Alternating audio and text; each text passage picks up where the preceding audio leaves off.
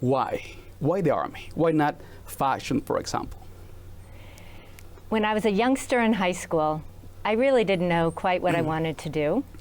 I liked the fact that West Point had small classes, and they also had a good swim team. And so I felt pretty disciplined as a youngster. But I did want to do something that was maybe bigger than myself. And that was a draw to West Point. I know that they hold their cadets accountable, whether it's in the classroom or in the room, keeping it nice and neat. And I felt that if I went to a regular college that I probably wouldn't pay attention and would maybe not continue swimming. And I liked the teamwork that I saw when I went to visit West Point. And West Point is the premier leadership institution. And I really felt that I would be able to learn to lead and serve. Oh, so any person that inspired you to embark on your career? I was very fortunate. My father was in the Army, and as we moved around the world, there were a number of swimmers that ended up going to West Point. And we were all in Japan when I was young. And when they went to West Point, I had the opportunity to visit. And I feel very fortunate that I knew about West Point.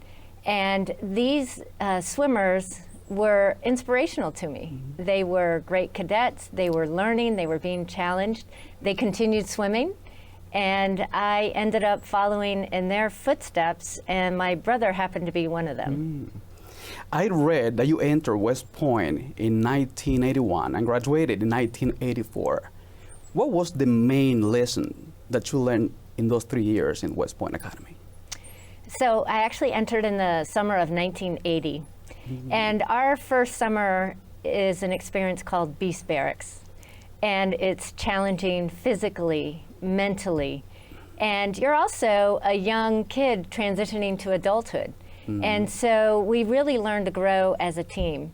And one of my favorite mottos comes from West Point, and it's cooperate and graduate. And so we learn to make each other successful. So it's demanding, it's very challenging, but we learn to grow together, and you learn to help others and build teams. Well, I also read that the training is really tough, intensive, really hard, and not too many people make it. How did you survive to that training in those 3 years? So I have to say, I do love physical challenges, and things like obstacle courses are actually enjoyable. But there are a number of things that are physically demanding, tough, that are not as enjoyable, and I would consider 12-mile road marches and things like that, where you're wearing 25 pounds or more and carrying a weapon and wearing a Kevlar as challenging. And I really consider it's grit and perseverance that gets you through those. And it's something that I continue with today, whether it's a workout or whether it's working through a tough problem. It's grit and perseverance that's going to help get you through any of those challenging times. So your attitude is, I'm going to make it. That's it. Whatever happens, I'm going to go and I'm going to make it. That's your attitude, your mindset. It is. Okay. If I say I'm going to graduate, if I'm going to finish Beast Barracks, You're going to do it. We're going to do it. How can you describe the word leadership? I think of a leader as somebody who has a vision and can inspire others to work towards accomplishing a mission and the vision. And so a leader has to set the example.